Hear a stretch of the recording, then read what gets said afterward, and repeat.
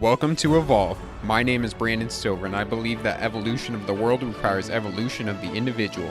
I believe entrepreneurs are consistently changing that world, and we always will be.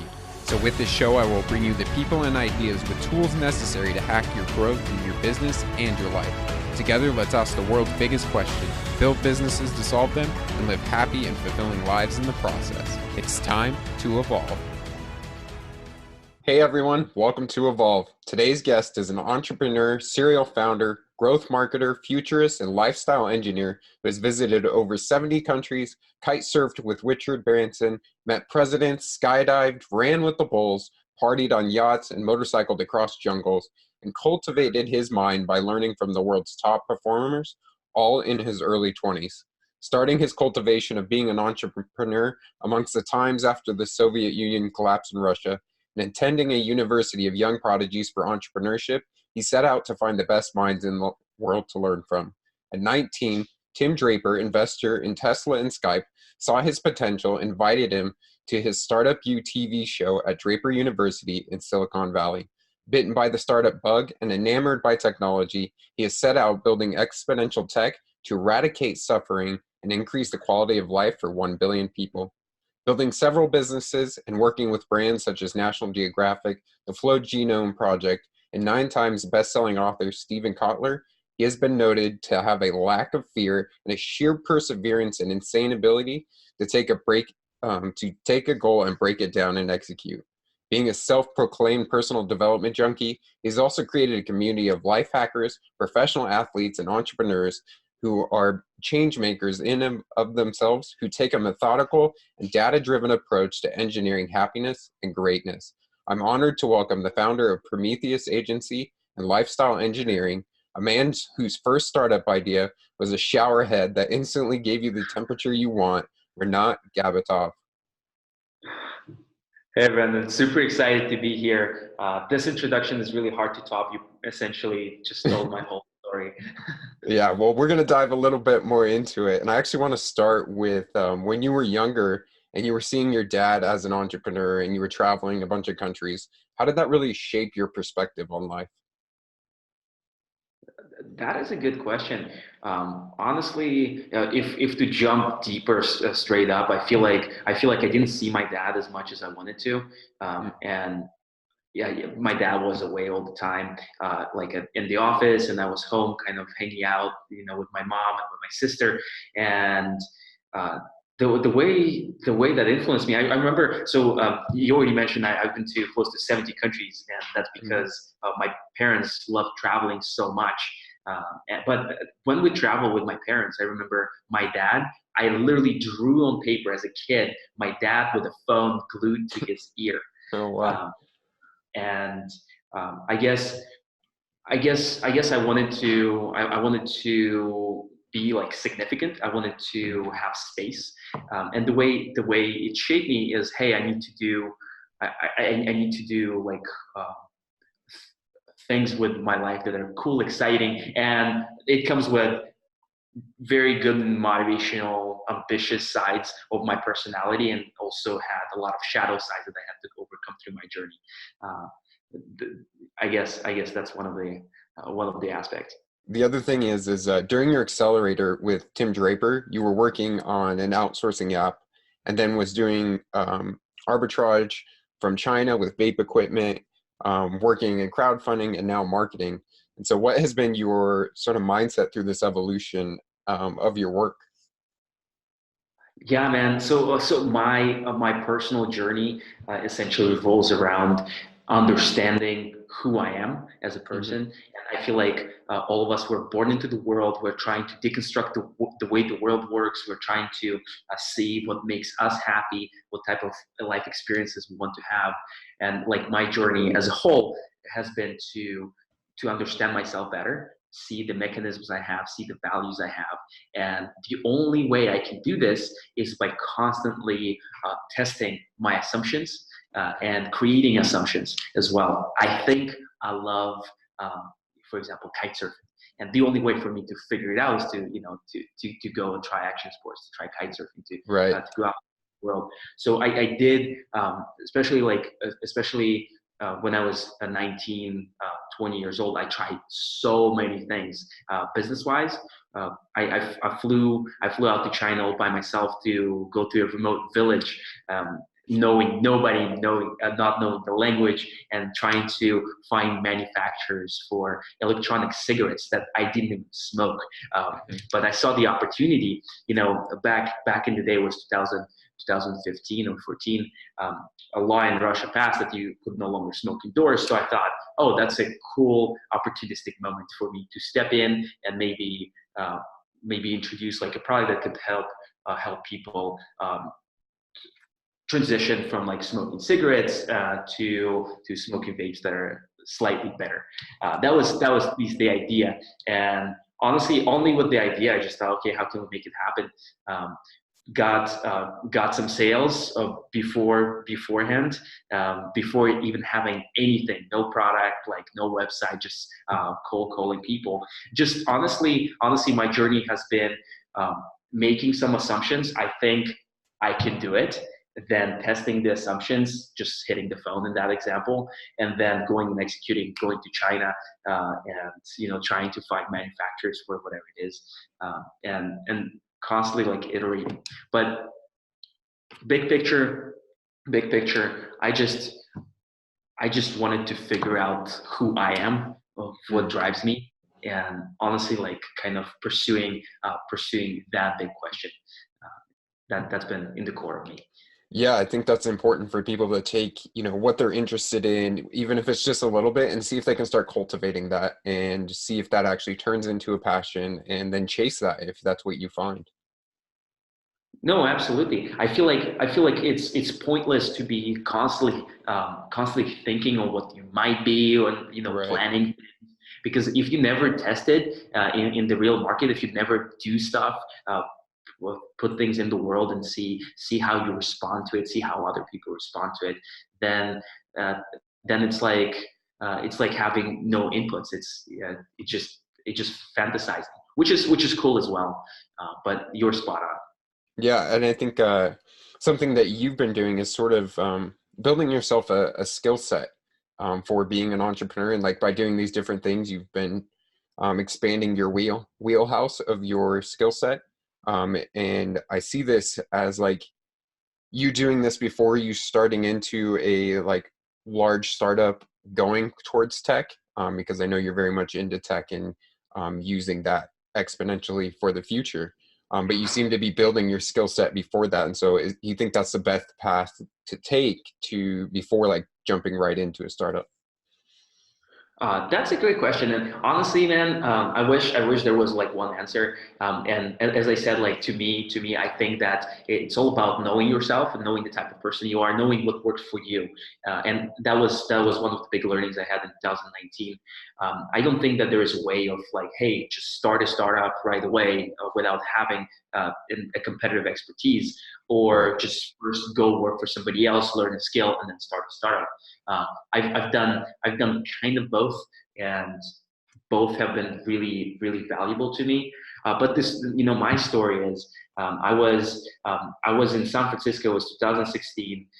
I just got off like Necker Island, where we're hanging out with incredible entrepreneurs, and kite surfing, having deep connections. I was fundraising for a startup that was going to use artificial intelligence in the educational space. And then fast forward the months and a half, I find myself without funding, living in the most expensive city, or one of the most expensive cities in the world. Co-founder kind of quit, and me being stuck there with this idea without an ability or knowledge on how to execute it. Really being like low on cash, and nobody even wanted to hire me. So I came from a perspective, hey, I can conquer the world. I can do anything. I set my mind to like, hey, nobody wanted to hire me. Nobody wanted to work with me. And just being in that situation. And from there, that was so profound and so powerful. That was like a pretty big realization for me when I was at this low, after being at such a high point. I realized that having knowledge and expertise is one of the most important things I can do as a human Hmm. being, because that's one thing that nobody will ever be able to take away from me. In no matter where I end up, which country I end up, or what I end up doing, like with my expertise, I am confident that tomorrow I will be able to make a bunch of money, have the lifestyle, meet anybody I want in the world, and make the type of impact I want. Strip me of everything but my knowledge and my mindset. I'll be able to do great things and still be advancing on my mission. So if I'm bunker up at 60, at least I feel like I'd be able to figure things out. And to me, that one thing allowed me to be so confident and take more risks with my businesses, so that I could explore and be a little wild in terms of like my imagination, type of stuff I can try out. There is no answer in my opinion. Whatever works for you, but to me, having a marketable expertise was a game changer in terms of how I look at businesses, the type of risks I take, and type of how I look at the world in general. Yeah, I think skill acquisition and, really investing in yourself first, building yourself up, getting as much knowledge as you can and having those be transferable skills so that, yeah, if something does go wrong in your business, if you get dropped into a city you've never been in, whatever it is, and you do that a lot, you're traveling a bunch, you're doing different business ventures. So you're able to take that skill and expertise to other areas. And I think that's important for people to do if they want to, keep evolving themselves throughout their life. Exactly. Yeah. So part of your mission is to build and distribute exponential technologies to increase the quality of life for 1 billion people. And so I want to know why you feel that technology is so fundamental for advancing our species.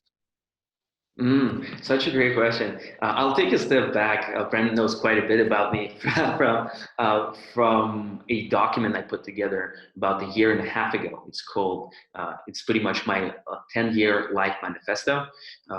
It's a place where I describe in 9 areas of my life how I want it to look like.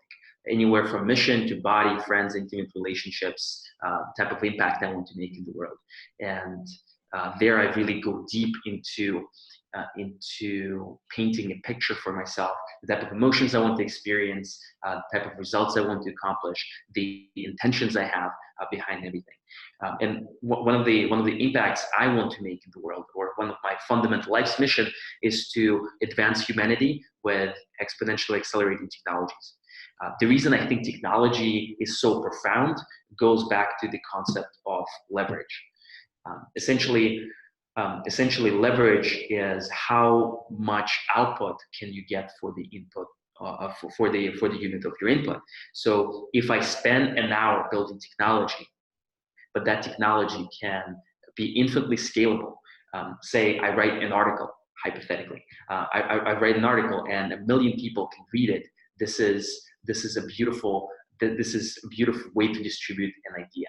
And the more leverage we can have in the world, the more output we can have, the more things that we can create for people, to improve their quality of life, their happiness, their fulfillment level. So, and that goes back to an idea of eradicating suffering.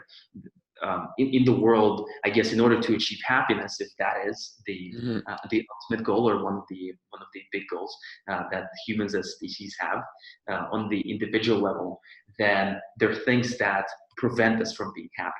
That is being healthy. That is having some sort of belonging or a social community around you. Um, or having financial abundance, whatever it is. So eradicating suffering is making people's lives a little bit easier, and that can be done with technology. Like when refrigerators were created, food could be conserved for longer. There was a lot. There were a lot fewer diseases around. It's just like this piece of technology itself revolutionized the world.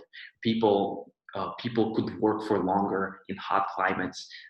It just changed the way we as species operate, and that's what I attempt to do as well. I want to create technologies on top of which we can uh, we can essentially build the world infrastructure. The world infrastructure to be able to feel great, to be healthier, to be happier, to be more fulfilled, and to have more social belonging. Yeah, yeah, and one of the businesses that you have now that begins to start touching on this and creating that quality of life that you want, that's going to give you those happiness and goals that you want to reach, is lifestyle engineers. And so, how have you been using this to help other people strive in order to do that? So lifestyle engineering itself, it's a little personal development community slash mastermind where we are united by um, one way of thinking, I guess, and this is the engineering way of thinking. So I asked myself, like, how can we learn from the world's best organizational systems and apply them in the context of our lives? And I realized that engineering is about creating the most complicated things that we as humans have ever invented, from spaceships to power plants. It's essentially very complicated in terms of what you can do, but the process itself is relatively simple. So engineering systems oftentimes have primarily three stages. That is analyze, design, and implement. So in the context of life, it looks the following way. Analysis is, what do you want to get from life? It's just asking the big questions. What do I think I want? What type of person am I? What makes me fulfilled? Those type of things. So this is analyzing myself. Who am I? What do I want? And then based on those assumptions and those can be only assumptions in the beginning before you test them, Right. then go into design. This is lifestyle design. This is where you map out your ideal lifestyle, the ideal workplace, or if you want to be an entrepreneur, a country, or relationship, whatever it is. But writing goals down is pretty easy, and by itself, it's not going to give you the results that you want. So it goes into the third stage, which is implement. So analyze, design, and implement. So it's putting the work, putting that design into work, and really working everything according to plan until you collect more information with which you can analyze what happened. Oh, I thought I liked writing, and then I tried writing and it sucked. I'm not a writer. Right. So after you implement, you get to reflect on it again, analyze again, of, okay, who am I again? Like, what do I like? Mm-hmm. And then you tweak your lifestyle design, the design itself, and you keep iterating, like in startups, like in engineering systems. And this way, in one lifetime, you get to, first of all, experience so much, because you create assumptions, you create plans, you execute on the plans, and then you change your assumptions. So this is a very like scientific and engineering minded, I guess, Right. approach to life. Yeah, really starting with a hypothesis of, this is what I think I want in my life, and what's going to bring me passion, what's going to bring me happiness, and then putting it to the test. And if it doesn't work out, okay, then we try something else. We make a new hypothesis and take the same method. Exactly, man. And I wish more people saw the usefulness of always putting things to test. I feel like a lot of human beings, they're living their childhood dreams and realizing slowly that, hey, I actually didn't want to do what I'm doing. I actually don't care about being a business owner, or I do not like accounting or whatever it is. But yeah, a lot of people. What I've seen they in college or in high school, they get to make that one decision in terms of what they want from life, and then they stick with it because that starts becoming their personality. So be skeptical about what you think you want is a powerful tool, and I definitely encourage lots of people to try it out. Yeah, so in the three-step phase of analyze, design, and then implement, where do you see people falter the most, and how do they overcome that? Honestly, execution and the analysis, and mainly analysis. So imagine this. Most people plan their lives in the beginning of the year. It's January 1st. Okay, let's go to the gym. Let's do yoga. Let's meditate. Let's do all of that stuff. They create the goals list. It's usually like a checklist of things. And then something happens. And slowly in the months, they're no longer practicing those habits or progressing towards those goals. So in the implementation part, something stagnated. It's hard for them to start implementing their design. Right. To me, that's a great point to pause and reflect, to think again, analyze, like think about, okay, why am I not doing what I set myself to do? Like, how can I make it easier? What's holding me back? So just pausing and reflecting on what's not working in the implementation, so you can adjust your lifestyle design or your plan or the execution plan, whatever you call it. You'd be able to crank that machine up until you find something that works for you. So analysis and implementation. A lot of people just do not follow their dreams, do not do stuff, and not to blame them. I believe that inaction comes from fear, and fear is a really hard thing to confront.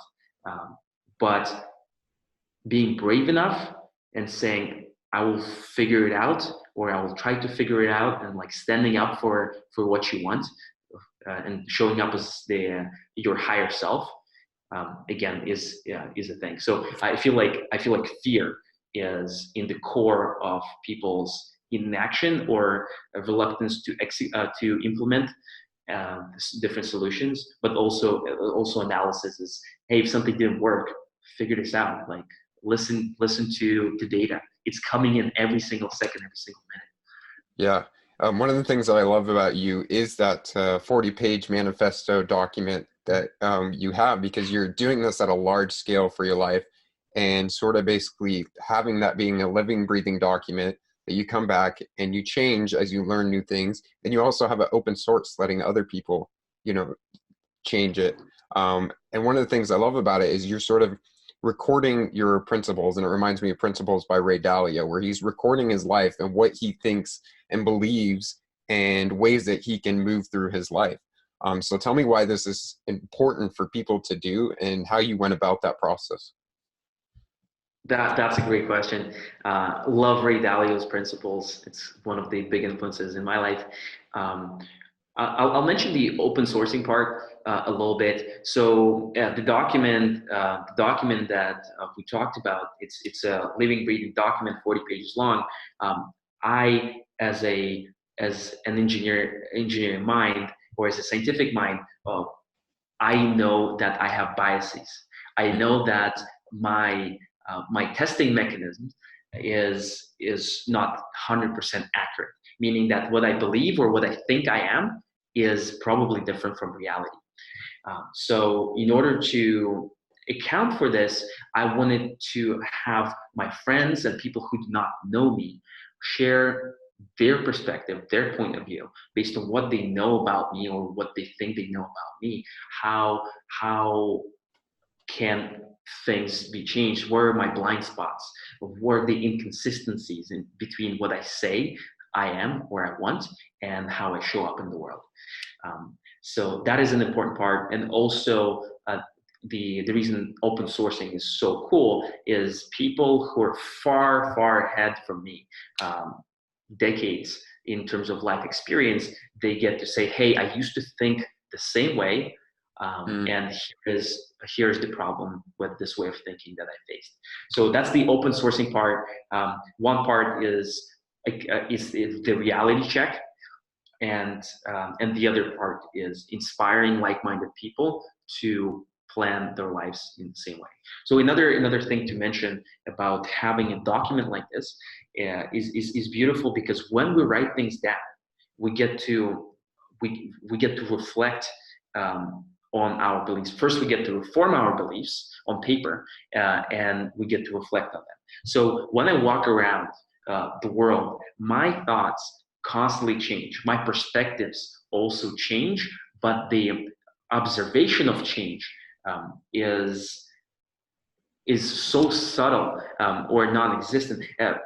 Imagine I have one belief and then I have another belief, and then transition from belief A to transition to the belief B. I need to go through a certain journey, through a certain reflection process. If Right. I don't write things down, what happens is, oh, I just have a belief B, but I don't remember about belief A. Mm. In order for me to come to belief B, I need to say, oh, here's what I thought I believed. I get to really think deeply in terms of what principles did I learn, what has changed in my life, what information am I getting in that makes me all of a sudden transition to belief B. And essentially, first I get to form my beliefs, then I get to test my beliefs, and third one, I get to strengthen my beliefs, because all of a sudden I cannot say, oh, I believe in B. I need to figure out how in the world I came to a different realization. And this document, in a year and a half, it has already evolved in so many ways that it's been incredible. But forming beliefs and constantly putting them to test is super profound. Yeah, I think that's super powerful, not only for you, but for the other people that you're sharing it with, because like you said, like when people come and they're light years ahead of you and they're thinking and they're like, I used to believe that too, and here's how I got to my belief. You're getting to do that for other people as well. So when they come and read your document, they're like, start to follow that journey a little bit, and now they don't have to maybe go through the same pain and suffering that you had to find that belief. They get to sort of skip that and be able to, start at belief B a little faster than you did. Exactly. Yeah. So one of the things in there is, you know, this idea of collecting knowledge, of collecting resources, and really keeping your mind sharp. And it was in a super, content saturated world. How do we curate the content that will best help, the gardens of our minds to flourish with the life that we want? That's an incredible question. Um, and I feel like right now in the quote unquote information age, we have more information that we can consume in thousands of lifetime. So the question became, what questions do you want to ask? Or what questions do you want to find answers to, as opposed to what information should I consume? So um, I personally, about 2 or 3 months ago, I deactivated my Instagram. I got off social media. I don't have any social media apps on my phone. And I realized that in order for me to understand myself better, I need to hear the signal clearly. Mm-hmm. And in order to hear the signal clearly, I need to take away all of the distractions or all the things that are pulling my attention in different ways. I rarely listen to podcasts. I even deleted the audiobooks app. I used to walk around everywhere I travel all the time, listening to 10 different podcasts, many audiobooks, and constantly being in the information consumption mode. But then I realized that me as a human being, I'm the machine that uh, that is creative and that can create much stronger links in the world when I'm selective about the data points, the inputs I put in my brain. Because if I put in a lot of data points in my head and try to figure it out, like in artificial intelligence, then if I have a very messy quote unquote data set with too many points, it's really hard to figure out the learning or how it applies in my life. So how can people get access to the information, right? Um, Honestly, asking the right questions, um, and instead of consuming information, thinking about how does that relate to what I already know, and thinking about the first principles, the fundamentals of an answer. I think if we learn the mechanics of the world more or less, how it works, why the answer is X, not Y, and instead of getting the answer itself, if we figure out the mechanism and ask the right questions to understand the mechanism, we will be powerful beyond measure because we can problem solve like no one else. Yeah, I think that's a wonderful answer. I think it totally starts with the questions that you ask, and I think Tony Robbins mentions like the quality of the life that you want to create is based on the quality of the questions that you're asking, and starting with you, and analyzing, designing, and implementing that life cycle of the life that you want, and starting with that analysis part and really asking yourself deep, like, what is it that I want in my life? What questions do I want to ask? Then you can go to the finding the information and really curating that content. Exactly. I honestly think that that information is abundant in many ways, and it's all about knowing what you want and why you want it. Mm. If you answer those two, the how becomes easy. Yeah, absolutely. Um, so another thing that is pretty important to you is creating peak performance for your body. And you work with a lot of peak performance brands in your marketing agency. So what is it about optimizing the body that helps you in your mission? Mm. Also great question. A little bit about peak performance brands or human beings. What my marketing agency does is we work with companies and brands that help humans achieve the absolute peak state of their performance, mainly through flow states, through through your biophysiology and through neuroscience. The idea is, I guess, outside of body, how can we feel the best, perform the best, and be in the state when essentially everything dissolves. Also called like the flow state. One of the ways to do it is eliminating friction. So friction is that enemy that pulls you all of the different directions. It's walking around having too many questions in mind, too many things. For example, me as a nomad, I'll be very specific. Me as a nomad, I have a lot of friction in my life when I come to a new location. I need to figure out where I'm going to work, where I'm going to sleep, where I'm going to eat, where I'm going to work out, who I'm going to talk to. Like all of those things, they're subconsciously taking my mental energy, and they're because they're variables. They can change, and the more they change, they're just consuming me when I travel. That's why I don't like actually traveling as much because there are too many variables. So the way I look at it is friction, something that prevents me from being in the flow state when I can focus on the things I actually care about. And so eliminating friction is about turning those variables into constants. I'm in Barcelona right now. I came here about 10 days ago. And in day one, I made things very simple. I got this co-working space. I had the accommodation for the next months. I had a delivery service for food. I figured all of it out so that my life in Barcelona is no different than my life in Moscow or in Bali or in San Francisco. So that helped me big time. Friction is also a way to look at habit formation or the execution part from the perspective of there's this idea that we cannot really change our behaviors all that much with motivation. But what we can do is we can change our environments so that taking the necessary action is easier or seamless. Here's an example. I want to work out more.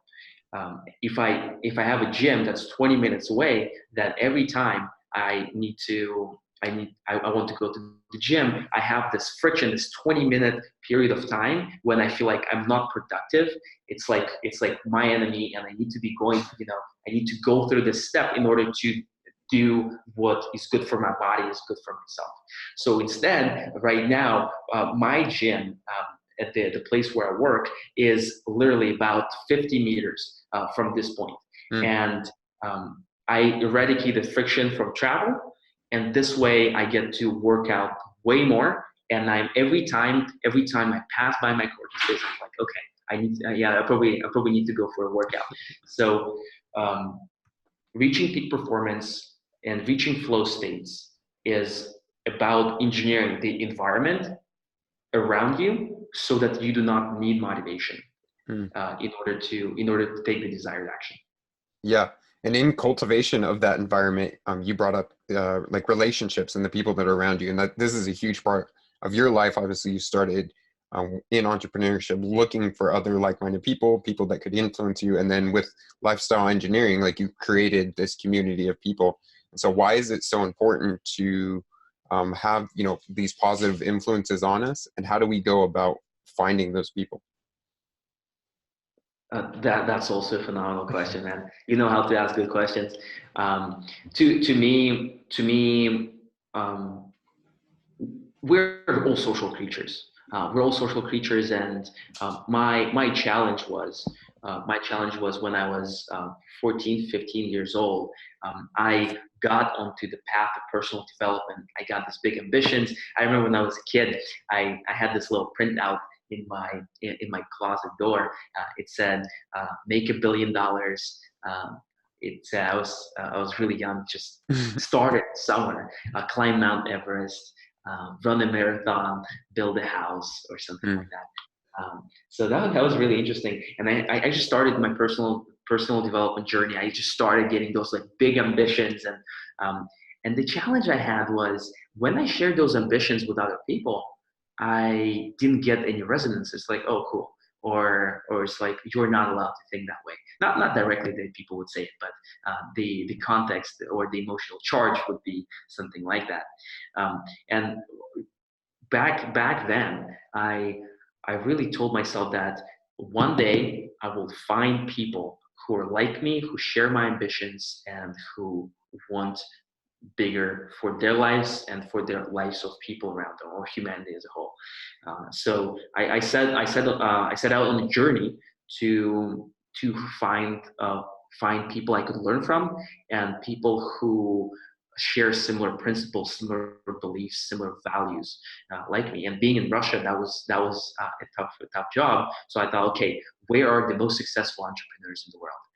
United States. So okay, I applied to school in the United States and went to college in the States, and then through this trial and error and never settling for people who I call them situational relationships.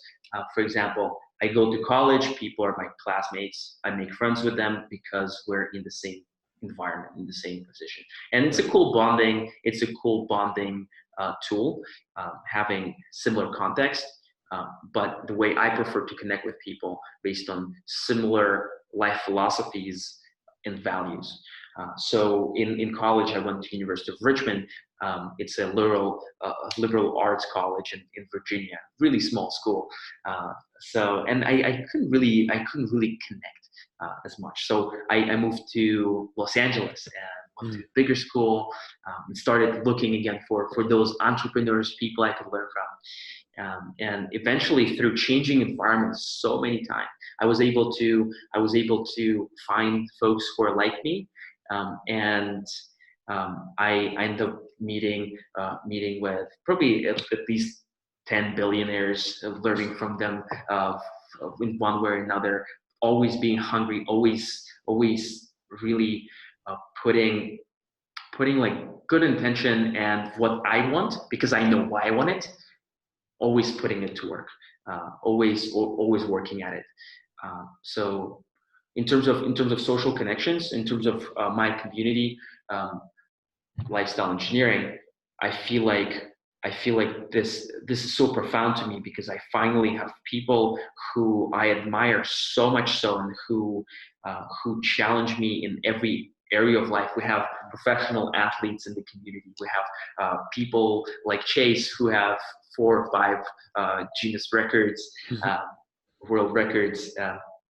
people who are very successful entrepreneurs, and being around them, I know that I'd like to step up my game. And I also feel very, very comfortable sharing the perspective from which I come from, meaning that everything comes with its challenges. And being able to share the context of your life vulnerably and deeply with people who understand you, who can support you, is so profound, because once you have that accountability and support network, you feel like, oh, it's not me trying to be an entrepreneur and struggling, to make a buck. It's like, it's actually all entrepreneurs in the beginning of their journeys. They all go through the same journey. They all feel also shitty when something goes wrong, when employees beat on them, where clients do not want to pay money, or whatever problems that you're experiencing. If you're feeling low or depressed or whatever, people who have gone through this and who say, hey, Renat, I feel you. I've had exactly the same thing. Here's what I tried. Or just even being able to listen or share this stuff is profound. So to me, I can attribute a lot of my successes to, honestly, to that little tribe or community I've created of people who share my values. Yeah, I think that's powerful, and I think that's a lot of times where entrepreneurs, when they're first starting off, they falter because they think that they're all alone in all these struggles, and so they kind of shelter themselves and never get past those because they don't realize a ton of other people have gone through this. And actually, if you reach out for support, like, they're going to help you along the way.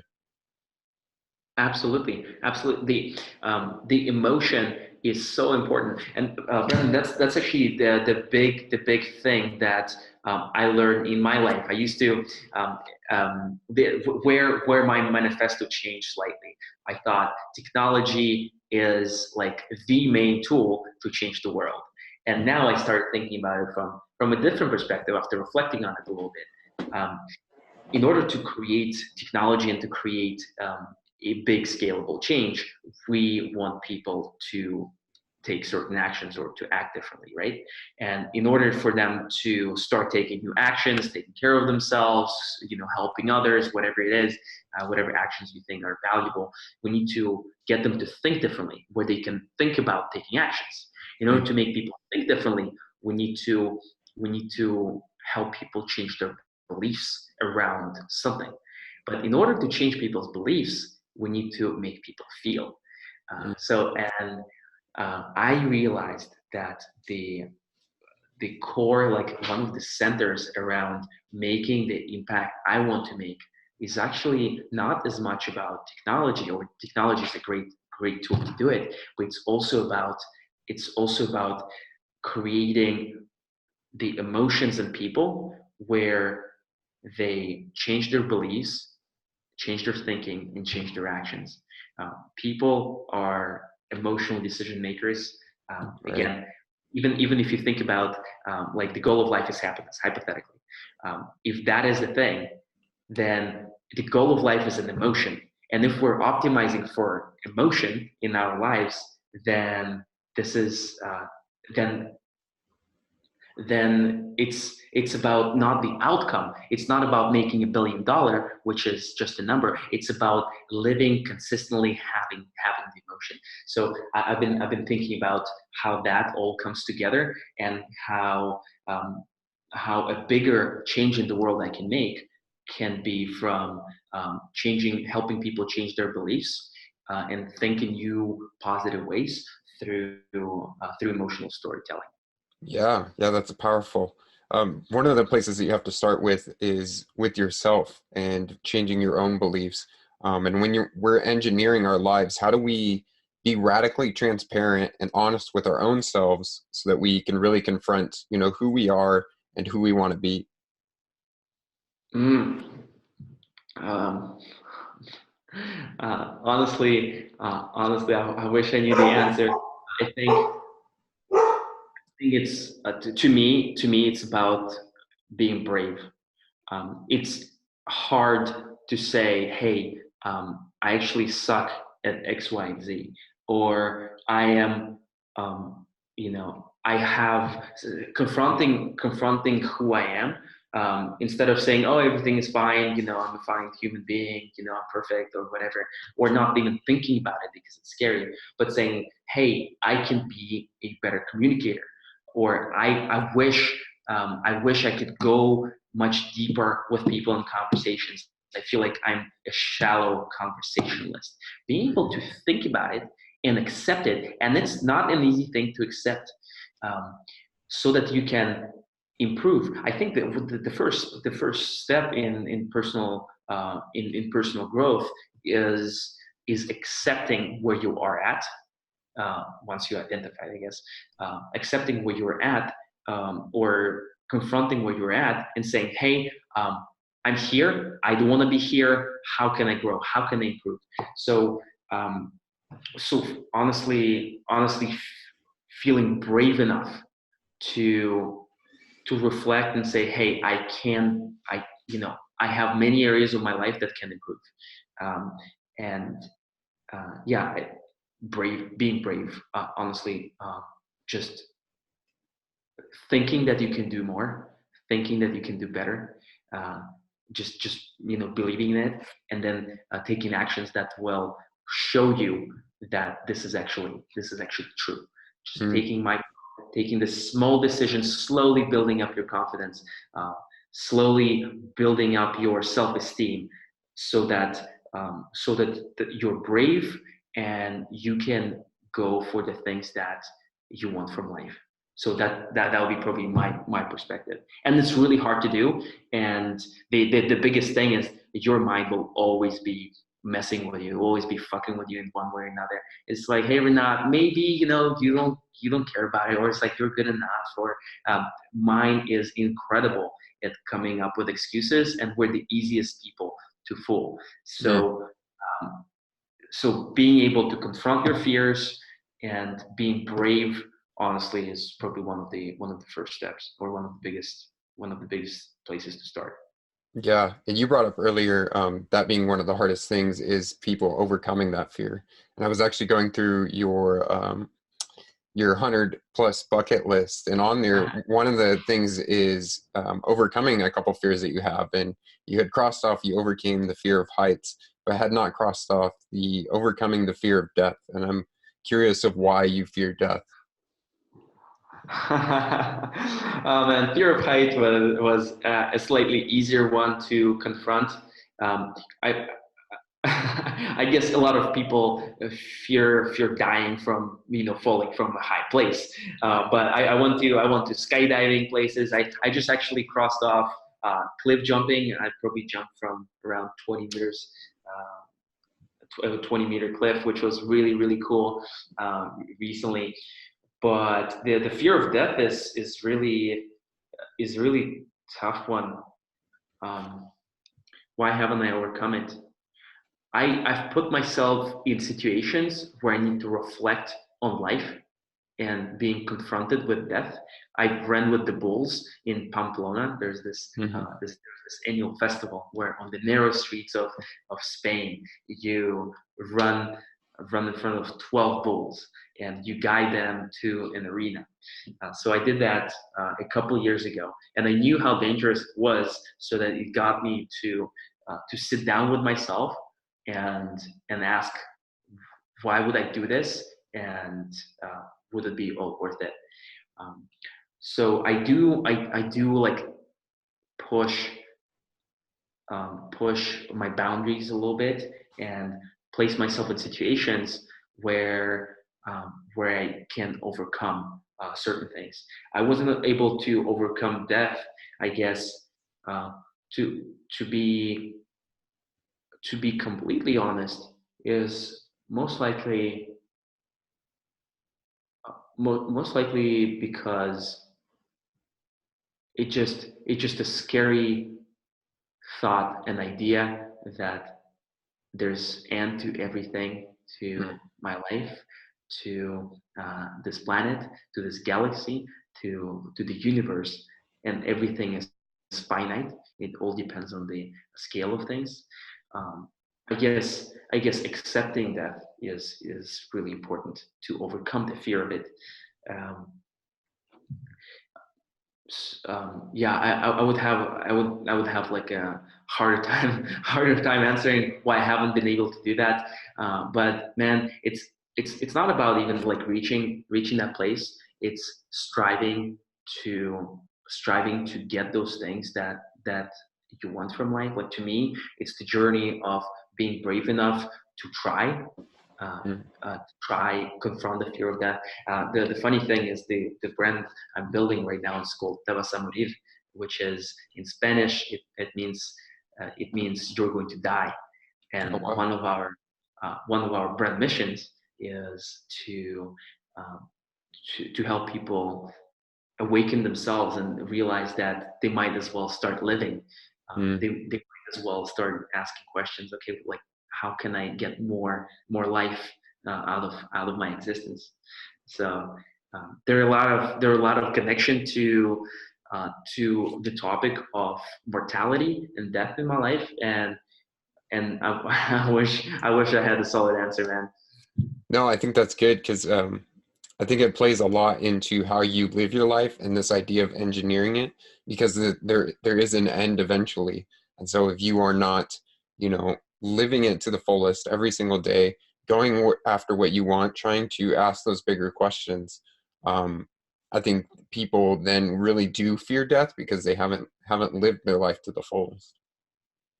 Totally. And there was Maria, what we talked about is it's such a taboo topic to talk Mm. about death. Um, I cannot come to a stranger and to say, how are you dealing with the fact that you're going to die? Or like, Mm. what do you want to do until when you die? Or how do you want to feel at your deathbed?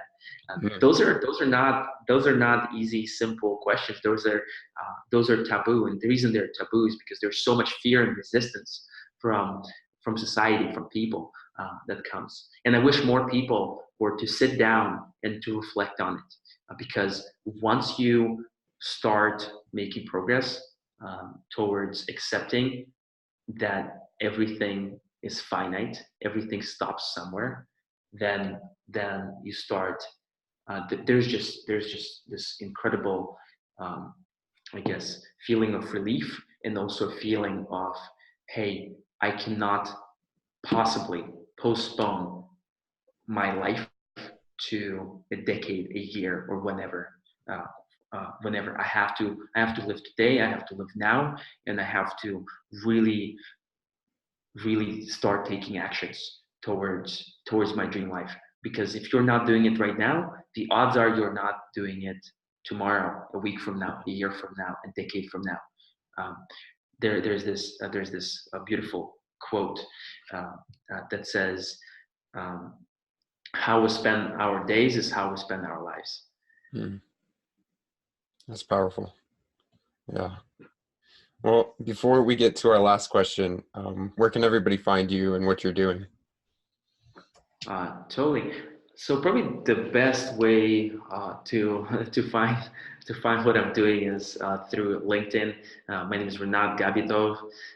So a guy with a like cosmonaut emoji. It's pretty easy to see. Renat the cosmonaut. That's what they call me. And there you'll see links to my life manifesto.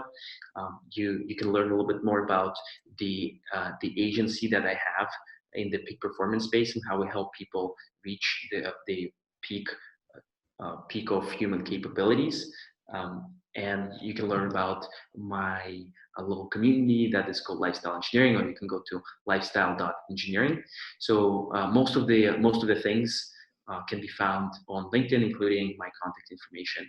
And I would really, really encourage you, if any of the messages that we talked about during this podcast resonated with you, to go through the manifesto and see if you share any of similar beliefs, or if you would like to create a similar document.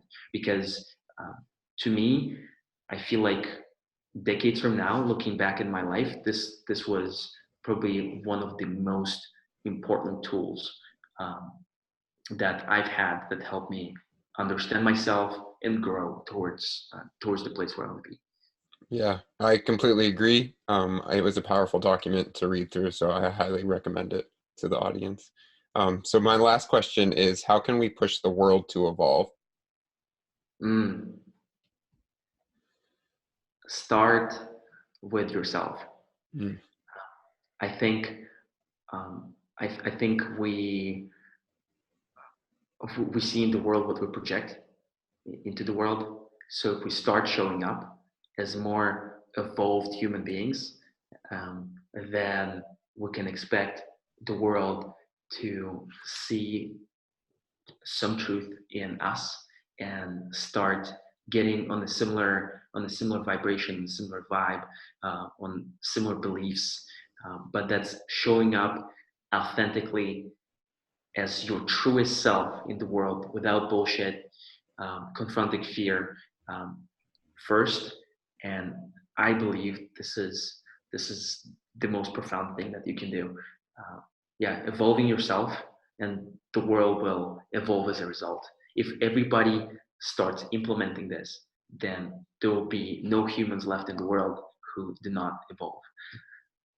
yeah, I resonate with that message so much because that's exactly what this show is all about. That's exactly what I am all about and the things that I do. So, Renat, thank you so much for coming on the show. It was an excellent chat, and I'm glad that you were here. Thank you so much. Love this conversation, man.